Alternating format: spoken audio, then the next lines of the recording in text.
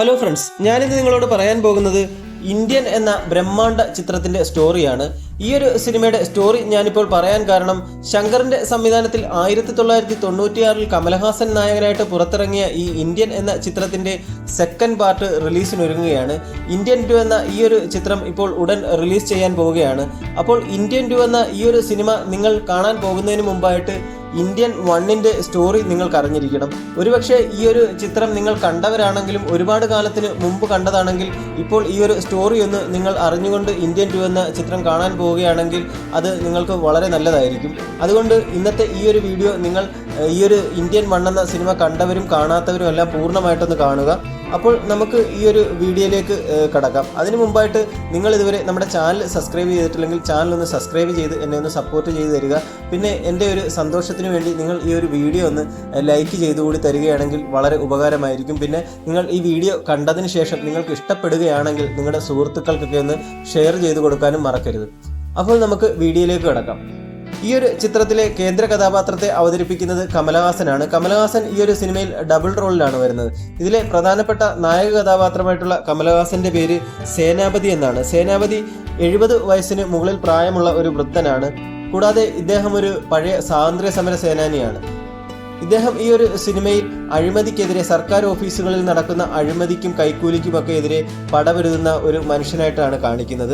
അദ്ദേഹത്തിൻ്റെ മകനായിട്ടുള്ള ചന്ദ്രു എന്ന് പറയുന്ന ഒരു വ്യക്തിയുണ്ട്, അതും കമലഹാസൻ തന്നെയാണ്. അങ്ങനെ കമലഹാസൻ ഡബിൾ റോളിലാണ് ഈ ഒരു സിനിമയിൽ വരുന്നത്. പിന്നെ ഈ ഒരു ചിത്രത്തിലെ നമ്മുടെ കമലഹാസന്റെ സേനാപതി എന്ന കഥാപാത്രത്തിന്റെ ഭാര്യയായിട്ട് വരുന്നത് പഴയകാല നടിയായിട്ടുള്ള സുകന്യയാണ്. കൂടാതെ മകൻ കമലഹാസനായിട്ടുള്ള ചന്ദ്രുവിൻ്റെ കാമുകിയായിട്ട് വരുന്നത് മനീഷ കൊയിലാളയാണ്. ഐശ്വര്യ എന്നാണ് ആ ഒരു കഥാപാത്രത്തിൻ്റെ പേര്. കൂടാതെ ഇതിലെ ഒരു പ്രധാന കഥാപാത്രത്തെ അവതരിപ്പിക്കുന്നത് നെടുമുടി വേണുവാണ്. ഒരു CBI ഓഫീസറായിട്ടാണ് നെടുമുടി വേണു ഈ ഒരു സിനിമയിൽ വരുന്നത്. അദ്ദേഹത്തിൻ്റെ കഥാപാത്രത്തിൻ്റെ പേര് കൃഷ്ണസ്വാമി എന്നാണ്. അപ്പോൾ നമുക്ക് കഥ തുടങ്ങാം. കഥയുടെ തുടക്കത്തിൽ കാണിക്കുന്നത് ഒരു വൃദ്ധൻ തൻ്റെ ഭാര്യയുടെ മരണ സർട്ടിഫിക്കറ്റ് വാങ്ങാൻ ഒരു സർക്കാർ ഓഫീസിലേക്ക് വരുന്ന രംഗമാണ് കാണിക്കുന്നത്. സർക്കാർ ഓഫീസിൻ്റെ മുൻവശത്ത് എത്തുമ്പോൾ തന്നെ അദ്ദേഹത്തിന് മനസ്സിലാകുന്നത് ഈ ഒരു മരണ സർട്ടിഫിക്കറ്റിന് വരെ സർക്കാർ ഓഫീസിൽ കൈക്കൂലി വാങ്ങിക്കുന്നുണ്ടെന്നുള്ളതാണ് ആദ്യമേ കാണിക്കുന്നത്. അതിനുശേഷം കാണിക്കുന്നത് മറ്റൊരു സർക്കാർ ഓഫീസിലെ ഒരു രംഗമാണ്. അവിടെ ഒരു സർക്കാർ ഓഫീസർ തൻ്റെ മുറിയിലിരുന്നു കൊണ്ട് എന്തോ ആവശ്യത്തിന് ആരുടെ കയ്യിൽ നിന്ന് കൈക്കൂലി ഫോണിലൂടെ ആവശ്യപ്പെടുകയാണ്. അവിടേക്ക് നമ്മുടെ നായകനായിട്ടുള്ള സേനാപതി വരികയാണ്. അയാൾ ആ സർക്കാർ ഓഫീസറെ തൻ്റെ മർമ്മവിദ്യയിലൂടെ കീഴ്പ്പെടുത്തിയ ശേഷം ഒരു കത്തി ഉപയോഗിച്ച് കുത്തിക്കൊല്ലുകയാണ് കാണിക്കുന്നത്. പിന്നീട് കാണിക്കുന്നത് സേനാപതിയുടെ മകനായിട്ടുള്ള ചന്ദ്രുവിനെയാണ്. ചന്ദ്രു ഒരു മോട്ടോർ വെഹിക്കിൾ ഓഫീസിൻ്റെ മുൻവശത്തിരുന്ന് ആ സർക്കാർ ഓഫീസിൽ പല ആവശ്യങ്ങൾക്ക് വരുന്ന ആളുകളുടെ കയ്യിൽ നിന്നും കമ്മീഷൻ മേടിക്കുകയും ഈ കമ്മീഷൻ്റെ ഒരു തുക സർക്കാർ ഓഫീസർക്ക് കൊടുത്തതിന് ശേഷം അവരുടെ ആവശ്യങ്ങൾ ശരിയാക്കി കൊടുക്കുകയും ചെയ്യുന്ന ഒരു ബ്രോക്കറായിട്ടാണ് ചന്ദ്രുവിനെ കാണിക്കുന്നത്. അവിടെയും ഒരു വലിയ അഴിമതിയാണ് നടക്കുന്നത്. സർക്കാർ ഓഫീസിൽ സൗജന്യമായിട്ട് ജനങ്ങൾക്ക് കിട്ടേണ്ട സേവനമാണ് ഇതുപോലെ ചന്ദ്രുവും ആ സർക്കാർ ഓഫീസറും ചേർന്നുകൊണ്ട് പണം വാങ്ങിയിട്ട് നടത്തുന്നത്. അങ്ങനെ ഇവിടെ കാണിക്കുന്നത് സേനാപതിയുടെ മകനായിട്ടുള്ള ചന്ദ്രുവും ഒരു കൈക്കൂലിക്കാരനാണ്. അച്ഛൻ അഴിമതിക്കും കൈക്കൂലിക്കുമെതിരെ പടപൊരുതുന്ന ആളാണെങ്കിൽ ചന്ദ്രു അതിന് നേരെ വിപരീതമാണ്. ചന്ദ്രു വീട്ടിൽ നിന്ന് അച്ഛനോട് പിണങ്ങി ഇറങ്ങിയിരിക്കുകയാണ്. അതിൻ്റെ കാരണം എന്താണെന്ന് വെച്ച് കഴിഞ്ഞാൽ ചന്ദ്രുവിന് നേരായ മാർഗത്തിലൂടെ അല്ലാതെ ജോലി സമ്പാദിക്കുന്നതിന് സേനാപതിയായിട്ടുള്ള അച്ഛൻ സഹായിക്കാത്തതിലാണ് ചന്ദ്രു വീട്ടിൽ നിന്ന് പിണങ്ങി ഇറങ്ങിയിരിക്കുന്നത്. പിന്നീട് കാണിക്കുന്നത് നമ്മുടെ ചന്ദ്രു ആ സർക്കാർ ഓഫീസിൻ്റെ വാതിൽക്കലത്തെ ജോലിയൊക്കെ തീർത്തതിന് ശേഷം നേരെ പോകുന്നത് ട്രാൻസ്പോർട്ട് സെക്രട്ടറിയുടെ വീട്ടിലേക്കാണ്. അവിടെ ആ ട്രാൻസ്പോർട്ട് സെക്രട്ടറിയുടെ ഭാര്യയും മകളുമാണ് ഉള്ളത്. ആ ഭാര്യയുടെ കയ്യിൽ ചന്ദ്രു കുറേ സാധനങ്ങളൊക്കെ കൊടുക്കുന്നുണ്ട്. അവർ മേടിക്കാൻ പറഞ്ഞേൽപ്പിച്ച സാധനങ്ങളാണ്. കൂടാതെ അവരുടെ കയ്യിൽ കുറച്ച് കാശ് കൊടുക്കുന്നു. ആ കാശ് കൊടുക്കുന്ന എന്തിനാന്ന് വെച്ചാൽ ഒരു മോട്ടോർ വെഹിക്കിൾ ഇൻസ്പെക്ടറുടെ ഒരു ജോലി ചന്ദ്രുവിന് വേണം. ആ ജോലിയുടെ ആവശ്യത്തിന് വേണ്ടി കൈക്കൂലി കൊടുക്കുന്നതാണ്. ഈ പൈസ കൊടുത്തിട്ട് ആ ജോലി ചന്ദ്രുവിന് മേടിക്കാൻ വേണ്ടിയാണ്. അതിനുവേണ്ടി ജോലിക്ക് വേണ്ടിയുള്ള പണം ചന്ദ്രു കുറേശ്ശെ സമ്പാദിച്ച് ഇവരുടെ കയ്യിലോട്ട് കൊടുത്തുകൊണ്ടിരിക്കുകയാണ്. പിന്നെ അതുകൂടാതെ അത് ഈ ജോലി കിട്ടാൻ വേണ്ടി ഇവർ പറയുന്ന എന്ത് ജോലിയും ചന്ദ്രു അവരുടെ വീട്ടിലെ ആവശ്യങ്ങളൊക്കെ എന്ത് പറഞ്ഞാലും അതെല്ലാം ചന്ദ്രു ചെയ്തു കൊടുക്കുന്നുണ്ട്. അപ്പോൾ ചന്ദ്രുവിൻ്റെ ഒരു കൂട്ടാളിയും കൂടെ ആണ് അവിടെ ചെന്നത്. പിന്നീട് നമ്മൾ കാണുന്നത് സേനാപതി ചെയ്ത കൊലപാതകങ്ങളൊക്കെ അന്വേഷിക്കുന്നതിന് വേണ്ടി സർക്കാർ CBIയെ ഏൽപ്പിക്കുകയാണ്. CBI ഓഫീസർ രാമസ്വാമിയായിട്ട് വരുന്നത് നെടുമുടി വേണുവാണ്. പിന്നീട് കാണിക്കുന്നത് റോഡിൽ പോലീസുകാരും കുറച്ച് സമരം ചെയ്യുന്ന ആളുകളും തമ്മിൽ സംഘർഷമുണ്ടാകുന്നു. അവിടെ പോലീസ് വെടിവെപ്പുണ്ടാകുകയും ചെയ്യുന്നു. ആ വെടിവെപ്പിൽ റോഡ് സൈഡിൽ ഇരുന്ന് ചെരുപ്പ് തയ്ച്ചുകൊണ്ടിരുന്ന ഒരു നിരപരാധിയായ മനുഷ്യൻ വെടികൊണ്ട് മരിക്കുന്നുണ്ട്. ആ ഒരു സീൻ കാണിച്ചതിന് ശേഷം പിന്നീട് കാണിക്കുന്നത് കുറച്ച് ദിവസങ്ങൾക്ക് ശേഷം നമ്മുടെ സേനാപതി ഇയാൾ ചെരുപ്പ് തയ്ച്ചുകൊണ്ടിരുന്ന സ്ഥലത്ത് വരികയാണ്. സേനാപതി എന്തോ തയ്ക്കാൻ ഇടയിൽ കൊടുത്തിട്ടുണ്ടായിരുന്നു. അപ്പോൾ അയാളെ കാണാത്തത് കൊണ്ട് തൊട്ടടുത്ത കടയിൽ ചോദിക്കുന്നു, അയാൾ എന്തെന്ന് ചോദിക്കുമ്പോൾ പറയുന്നു അയാൾ ഇതുപോലെ വെടിവെപ്പിൽ മരിച്ചു പോയെന്ന് പറയുന്നുണ്ട്. അപ്പോൾ ചോദിക്കുന്നു അയാളുടെ ഒരു ഭാര്യ ഉണ്ടായിരുന്നല്ലോ, അവരെന്തിയെ എന്ന് ചോദിക്കുന്നു. അപ്പോൾ പറയുന്നു ഇയാൾ മരിച്ചതിൻ്റെ എന്തോ ധനസഹായം കിട്ടുന്നതിന് വേണ്ടി സർക്കാർ ഓഫീസിൻ്റെ മുന്നിൽ അവർ സമരം ഇരിക്കുകയാണ് എന്ന് പറയുന്നുണ്ട്.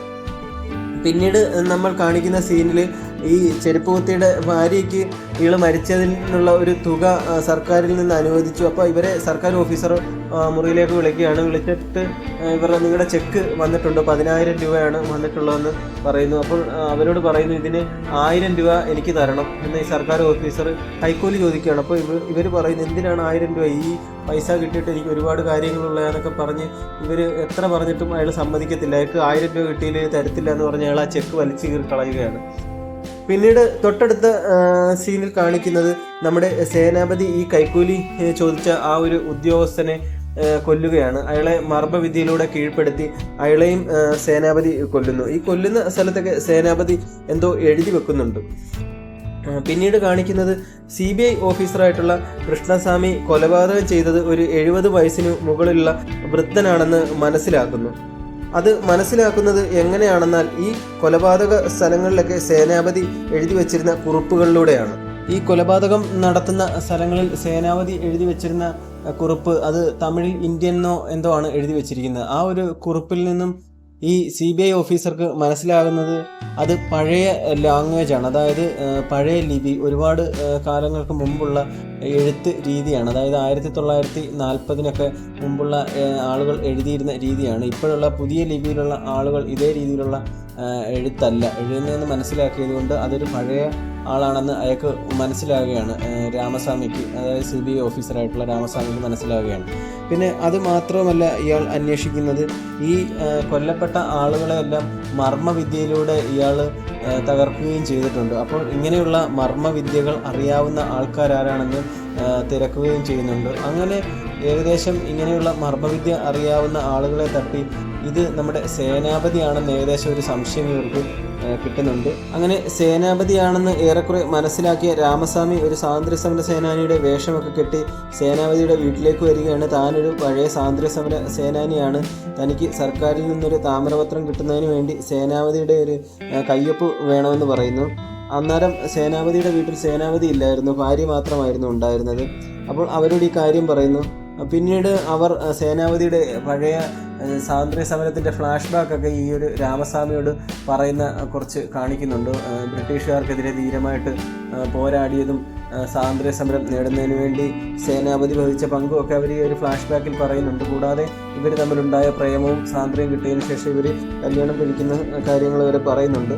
അപ്പോഴേക്കും നമ്മുടെ സേനാപതി വരുന്നു. സേനാപതിയോട് പറയുന്ന ഇങ്ങനെ ഒപ്പിട്ട് വരാൻ പറയുമ്പോൾ സേനാപതി ഒപ്പിടുന്നു. ഒപ്പിടുമ്പോഴത്തേക്ക് തന്നെ ഈ പുള്ളിയുടെ കയ്യക്ഷരം മനസ്സിലായി, ഇത് തമ്മിൽ ഒന്നാണെന്ന് മനസ്സിലാവുന്ന നമ്മുടെ രാമസ്വാമി പറയുന്നു, അപ്പോൾ ഈ കൊലപാതകങ്ങളൊക്കെ ചെയ്ത് നിങ്ങളല്ലേ, നമുക്ക് ജയിലിലേക്ക് പോകാമെന്ന് പറയുന്നു.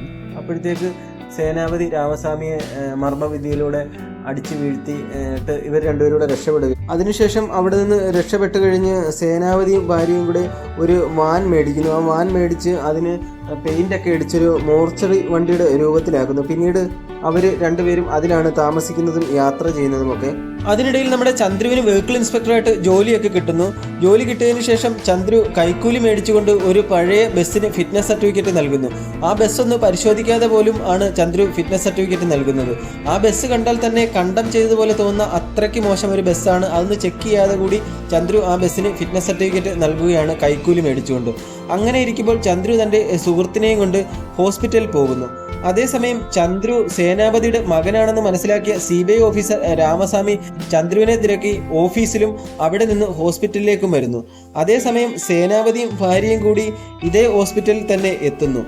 അവിടെ വെച്ച് സേനാപതി പോലീസിനെ കണ്ട് ഒളിക്കുന്നു. ആ സമയത്ത് ചന്ദ്രുവും അമ്മയും തമ്മിൽ കണ്ടുമുട്ടുകയും അച്ഛൻ ഇതുപോലെ കൊലപാതകങ്ങളൊക്കെ ചെയ്തതും തുടർന്ന് പോലീസ് തിരക്കുന്ന കാര്യവുമൊക്കെ അമ്മ ചന്ദ്രുവിനോട് പറയുന്നുണ്ട്. തുടർന്ന് സേനാപതി ആ ഹോസ്പിറ്റലിലെ ഡോക്ടറിനെ തട്ടിക്കൊണ്ടുപോവുകയും അതിനുശേഷം ആ ഡോക്ടറിനെ സേനാപതി കൊലപ്പെടുത്തുകയും ചെയ്യുന്നു. സേനാപതി ആ ഡോക്ടറെ കൊല്ലുന്നതോടൊപ്പം തന്നെ അതിൻ്റെ വീഡിയോ TV-യിലൂടെ സംപ്രേഷണം ചെയ്യുകയും ചെയ്യുന്നു. ഏതോ ഒരു TV-യുടെ മറ്റൊരു പ്രോഗ്രാമിൻ്റെ കാസറ്റ് മാറ്റി ഈ കൊലപാതകത്തിൻ്റെ വീഡിയോ ആ കാസറ്റിന് പകരം വെക്കുകയും അവരറിയാതെ അത് സംപ്രേഷണം ചെയ്യുകയും ചെയ്യുന്നതാണ്. അപ്പോൾ കൊല്ലുന്ന സമയത്ത് ഈ ഡോക്ടറെ കൊല്ലുന്നതിനുള്ള കാരണവും സേനാപതി വെളിപ്പെടുത്തുന്നുണ്ട്. കുറച്ച് നാളുകൾക്ക് മുമ്പ് സേനാപതിയുടെ മകളെ തീപ്പൊള്ളലേറ്റ് ഈ ഹോസ്പിറ്റലിൽ കൊണ്ടുവന്നപ്പോൾ അന്ന് ഈ ഡോക്ടർ കൈക്കൂലി ആവശ്യപ്പെടുകയും കൈക്കൂലി കൊടുക്കാതിരുന്നപ്പോൾ സേനാപതിയുടെ മകൾക്ക് ചികിത്സ നിഷേധിക്കുകയും ചെയ്യുന്നു. അങ്ങനെ സേനാപതിയുടെ മകൾ മരിക്കുകയാണ് ഉണ്ടാകുന്നത്. സേനാപതിയുടെ ഈ ഒരു വീഡിയോ കാണുന്ന ജനങ്ങളെല്ലാം ഇന്ത്യൻ്റെ ആരാധകരാകുകയാണ്. അതായത് സേനാപതിയുടെ ആരാധകരാകുകയാണ്. അവർ വലിയ പിന്തുണ സേനാപതിക്ക് നൽകുന്നു. അഴിമതി ഉള്ളിടത്ത് ഇന്ത്യൻ വരുമെന്ന വിശ്വാസം ജനങ്ങൾക്കിടയിൽ ഉണ്ടാവുകയാണ്. കൂടാതെ സർക്കാർ ഓഫീസർമാർക്ക് അഴിമതി ചെയ്യാനൊരു ഭയം വരെ ഉണ്ടാകുന്നു. പിന്നീട് കാണിക്കുന്നത് നമ്മുടെ ചന്ദ്രു കൈക്കൂലി വാങ്ങി ഫിറ്റ്നസ് സർട്ടിഫിക്കറ്റ് കൊടുത്ത ആ ഒരു ബസ് ബ്രേക്കില്ലാതെ അപകടത്തിൽപ്പെടുകയാണ്. ആ അപകടത്തിൽ 40 കുട്ടികളും ഡ്രൈവറും ഉൾപ്പെടെ മരിക്കുന്നു. ചന്ദ്രു ആ ഒരു കേസ് കൈക്കൂലി കൊടുത്ത് ഒതുക്കി തീർക്കാൻ ശ്രമിക്കുകയാണ്. ആ ബസ്സിൻ്റെ മരിച്ച ആ ഒരു ഡ്രൈവർ മദ്യപിച്ചുകൊണ്ടാണ് വണ്ടി ഓടിച്ചതെന്ന് വരുത്തി തീർക്കാൻ ചന്ദ്രു ശ്രമിക്കുന്നു. എന്നാൽ ഈ കാര്യങ്ങളെല്ലാം സേനാപതി അറിയുകയാണ്. സേനാപതി അവിടെ വരികയും ഇത്രയും കുട്ടികളുടെ മരണത്തിന് കാരണക്കാരനായ ചന്ദ്രുവിനെ കൊല്ലാൻ സ്വന്തം അച്ഛൻ തന്നെയായിട്ടുള്ള സേനാപതി വരികയാണ്. എന്നാൽ സേനാപതിയെ പിന്തുടർന്നു വന്ന പോലീസ് സേനാപതിയെ അറസ്റ്റ് ചെയ്ത് കൊണ്ടുപോകുന്നു. എന്നാൽ സേനാപതി വീണ്ടും പോലീസിന്റെ കയ്യിൽ നിന്ന് രക്ഷപ്പെടുകയും ചെയ്യുന്നു. സേനാപതി പോലീസിന്റെ കയ്യിൽ നിന്ന് രക്ഷപ്പെട്ട വിവരമറിഞ്ഞ ചന്ദ്രു ബോംബെയിലേക്ക് രക്ഷപ്പെട്ടു പോകാൻ ശ്രമിക്കുന്നു. എന്നാൽ ചന്ദ്രു ബോംബെയിലേക്ക് രക്ഷപ്പെടാൻ വേണ്ടി എയർപോർട്ടിലേക്ക് പോയ വിവരമറിഞ്ഞ സേനാപതി ചന്ദ്രുവിനെ പിന്തുടർന്ന് എയർപോർട്ടിലെത്തുന്നു. എയർപോർട്ടിൽ വെച്ച് സേനാപതിയെ കണ്ട് ഭയന്ന ചന്ദ്രു ഒരു വണ്ടിയിൽ കയറി പെട്ടെന്ന് രക്ഷപ്പെടാൻ ശ്രമിക്കുകയാണ്. എന്നാൽ ഈ വണ്ടിയിലേക്ക് ചാടിക്കയറിയ സേനാപതി വണ്ടി ഓടിച്ചുകൊണ്ടിരുന്ന തൻ്റെ സ്വന്തം മോനായിട്ടുള്ള ചന്ദ്രുവിനെ കുത്തിക്കൊല്ലുകയാണ്. അങ്ങനെ കൺട്രോൾ വിട്ട വണ്ടി ഒരു വലിയ ഫ്യുവൽ ടാങ്കിൽ ചെന്ന് ഇടിച്ച് വലിയ ഒരു എക്സ്പ്ലോഷൻ ഉണ്ടാവുകയും ആ എക്സ്പ്ലോഷനിൽ ചന്ദ്രുവും കാറും എല്ലാം കത്തി നശിക്കുകയാണ്. ആ ഒരു എക്സ്പ്ലോഷനിൽ നമ്മുടെ ഇന്ത്യനും മരിച്ചുപോയെന്നാണ് എല്ലാവരും കരുതുന്നത്. എന്നാൽ അതിനുശേഷം കാണിക്കുന്നത് നമ്മുടെ CBI ഓഫീസറായിട്ടുള്ള രാമസ്വാമി ഈ ഒരു എക്സ്പ്ലോഷൻ്റെ വീഡിയോ സ്ലോ മോഷനിൽ TV-യിലിട്ടിങ്ങനെ കാണുകയാണ്. അതിൽ നിന്ന് അയാൾക്ക് മനസ്സിലായത് ഇന്ത്യൻ ആ ഒരു എക്സ്പ്ലോഷനിൽ മരിച്ചിട്ടില്ല, പുള്ളി കാറിൽ നിന്ന് ചാടി രക്ഷപ്പെട്ടു എന്നുള്ള കാര്യം മനസ്സിലാവുന്നു. അതിനുശേഷം നമ്മുടെ CBI ഓഫീസർ രാമസ്വാമിക്കൊരു കോൾ വരികയാണ്. അത് ഇന്ത്യനാണ്.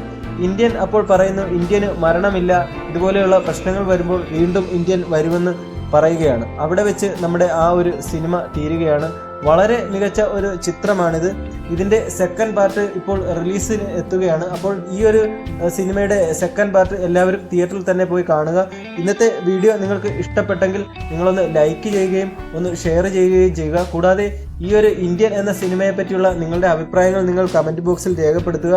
കൂടാതെ ചാനലൊന്ന് സബ്സ്ക്രൈബ് ചെയ്തതെന്ന് നമ്മളെ ഒന്ന് സപ്പോർട്ട് ചെയ്തു തരിക.